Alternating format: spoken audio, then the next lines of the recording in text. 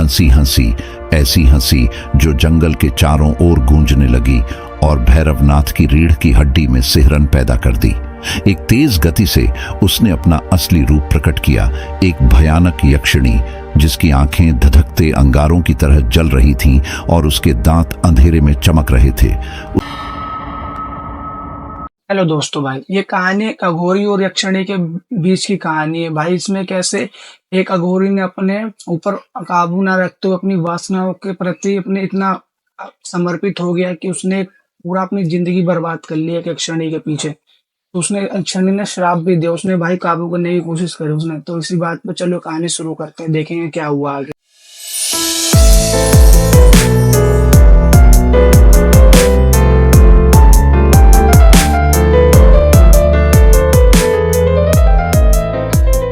केरल के प्राचीन घने जंगलों के बीच, जहां ऊंचे पेड़ रहस्यमयी छायाएं बुनते हैं, एक अघोरी भैरवनाथ निवास करता था। अच्छा, ये जंगल उसने क्या कर दिया था? जहां जीवन और मृत्यु के बीच की सीमाएं धुंधली हो जाती थीं और रात क्यों ऐसे क्या था उस जगह में? स्वतंत्र रूप से घूमती थी। यह अच्छा। स्थान डरपोकों के लिए नहीं था। भैरवनाथ, जो काले जादू का मास्टर था, ने बहुत पहले संसार को त्याग दिया था और मृत्यु और क्षय के बीच अंतिम सत्य की खोज में था। उनका निवास एक सुनसान झोपड़ा था, जहां हमेशा धूप और प्राचीन मंत्रों की गूंज सुनाई देती थी।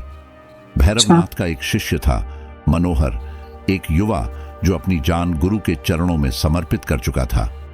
मनोहर अपने समर्पण और गहरे तांत्रिक ज्ञान के लिए जाना जाता था, लेकिन मनोहर के दिल में एक गुप्त प्रेम छिपा था, एक ऐसा रहस्य जो उसके जीवन का सबसे बड़ा सुख और सबसे बड़ा भय था। वह माधवी नामक एक अत्यंत सुंदर स्त्री से विवाह कर चुका था, जो उसके साथ जंगल के एक दूर दराज हिस्से में रहती थी। कांदरे को पता नहीं था क्या इसके बारे में? थी उसकी आंखें तो शादी कर ले तो बना रखा उसका, उसके बाल गुरु बना हुआ है तो थे और उसकी आवाज इतनी मधुर थी कि वन्य जीव भी उसके सामने झुक जाते थे। लेकिन कम लोग कौन थी माधवी? माधवी वास्तव में एक यक्षिणी थी, एक दिव्य प्राणी यक्षिणी जिसे अपने सुंदरता और शक्तियों के लिए जाना जाता है। मनोहर ने उसे एक तांत्रिक अनुष्ठान के दौरान देखा था और उसका हृदय उसकी पवित्रता और प्रेम की गहराई से आकर्षित हो गया। उनका प्रेम इतना गहरा था कि उन्होंने इसे दुनिया से छिपा कर रखा, विशेष रूप से भैरवनाथ से। भैरवनाथ, जो अपनी शक्ति और ज्ञान के लिए जाना जाता था, जंगल की अज्ञात शक्तियों के प्रभाव से अछूता नहीं था। एक शाम जब वह एक प्राचीन वटवृक्ष के नीचे ध्यान मग्न था, उसे एक प्रबल उपस्थिति का अनुभव हुआ। उसने आंखें खोली और देखा कि दूर माधवी जंगल में चल रही थी। उसकी उपस्थिति ने भैरवनाथ को स्तब्ध कर दिया। उसकी आंखें माधवी के हर कदम पर लगी थीं और उसके दिल में एक वासना पूर्ण इच्छा उत्पन्न हो गई। ये भी दीवाना हो गया क्या उसका? जो पाप पूर्ण थी, लेकिन उसकी आत्मा को मोहित कर चुकी थी। दिन बीतते गए और भैरवनाथ खुद को और अधिक विचलित महसूस करने लगा। उसका जो पहले अनुशासन में था, अब केवल माधवी के विचारों में उलझा हुआ था। जितना वह ध्यान करने की कोशिश करता, उतना ही उसकी छवि उसके सामने उभर आती। सुंदरता उसकी आत्मा को भटकाने लगी। अघोरी, जिसने अपना जीवन मोह माया से दूर रहने में बिता दिया था, अब उन इच्छाओं में फंस चुका था जिनसे वह हमेशा दूर रहा था। जंगल, जिसकी गहरी रहस्यमयी शक्तियां थीं, उसकी लालसा को और अधिक बढ़ाने लगा। एक रात जब भैरवनाथ अपनी पीड़ा को और सहन नहीं कर सका, उसने फैसला किया कि वह अपनी तांत्रिक शक्तियों का प्रयोग करके माधवी को वश में करेगा। रात गहरी हो गई थी और जंगल के जीव जंतु जीवित हो उठे थे और भैरवनाथ, ये तो उसने गलत फैसला ले लिया होगा, किया एक ऐसा अनुष्ठान जो यक्षिणी को बुलाने और उसे वशीकरण करने के लिए था। उसने भूमि पर एक जटिल यंत्र बनाया, जिसे उसने श्मशान की राख से उकेरा था और मंत्रों का जाप किया जो ब्रह्मांड की सबसे गहरी शक्तियों को जगाते थे। उसके चारों ओर की हवा बिजली की तरह गूंजने लगी और जंगल मानो उसकी हर सांस को सुन रहा था। जैसे ही उसने अनुष्ठान पूरा किया, उसने माधवी को पुकारा। उसकी आवाज में वासना और शक्ति टपक रही थी। माधवी, जो इस खलल को महसूस कर रही थी, उसके सामने प्रकट हुई। उसकी आभा अंधकार में जंगल में भी चमक रही थी, लेकिन वह कोई डरपोक स्त्री नहीं थी। वह तन कर खड़ी थी। उसकी आंखों में एक अद्वितीय ज्योति चमक रही थी और उसकी उपस्थिति एक भयानक आभा से घिरी हुई थी। भैरवनाथ, जो अब वासना में अंधा हो गया था, उसके पास जाकर उसे वशीकरण करने के लिए अपने तांत्रिक शक्तियों का प्रयोग करने की कोशिश करने लगा। लेकिन माधवी कोई साधारण स्त्री नहीं थी जिसे साधारण मंत्रों से वश में किया जा सके। उसने एक जोरदार हंसी हंसी, ऐसी हंसी जो जंगल के चारों ओर गूंजने लगी और भैरवनाथ की रीढ़ की हड्डी में सिहरन पैदा कर दी। एक भयानक हंसी होगी यार वो। अपना असली रूप प्रकट किया, एक भयानक यक्षिणी जिसकी आंखें धधकते अंगारों की तरह जल रही थीं और उसके दांत अंधेरे में चमक रहे थे। उसका एक भाई कितनी डरावनी होगी वो, और शक्ति से भरा हुआ था। उसके बाल हवा में उछल रहे थे जैसे किसी तूफान ने उसे घेर लिया हो। भैरवनाथ पीछे हट गया। दशकों में पहली बार उसके दिल में डर ने जन्म लिया। यक्षिणी की आवाज जंगल में गरज उठी, तूने मुझ पर अपने तांत्रिक शक्तियों का प्रयोग करने का साहस कैसे किया अघोरी? मैं कोई साधारण मानव स्त्री नहीं, मैं एक प्राचीन शक्ति हूं, ब्रह्मांड के नियमों से बंधी हूं, न कि किसी मानव की इच्छाओं से। तूने अपनी सीमाओं का उल्लंघन किया है भैरवनाथ।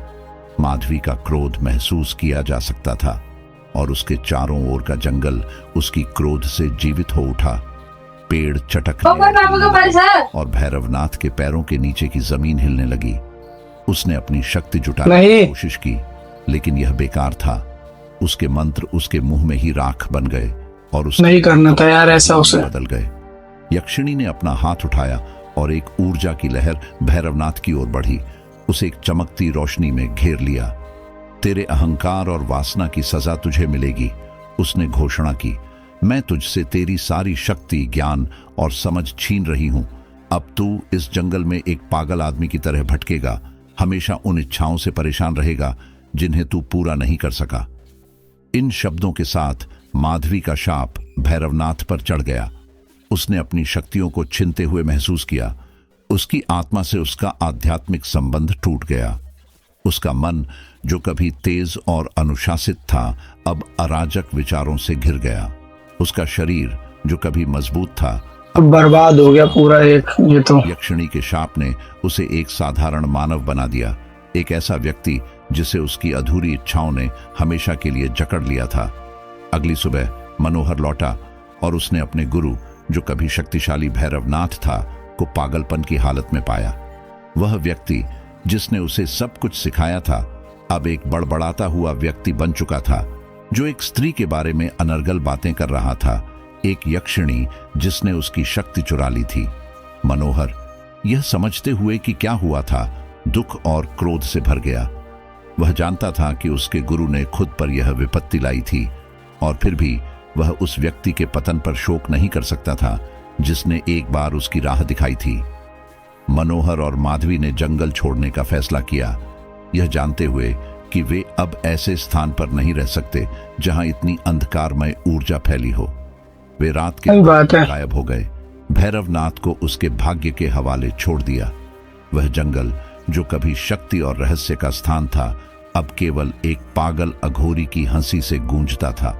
एक ऐसा व्यक्ति जो अपनी ही वासना में भैरवनाथ तो पूरा बर्बाद हो गया यार। केरल के लोग भैरवनाथ और यक्षिणी की कहानी को धीरे धीरे फुसफुसाते हुए बताते हैं।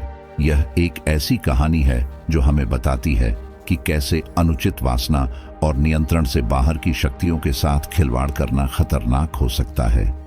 भैरवनाथ के निवास स्थान को अब डर की दृष्टि से देखा जाता है।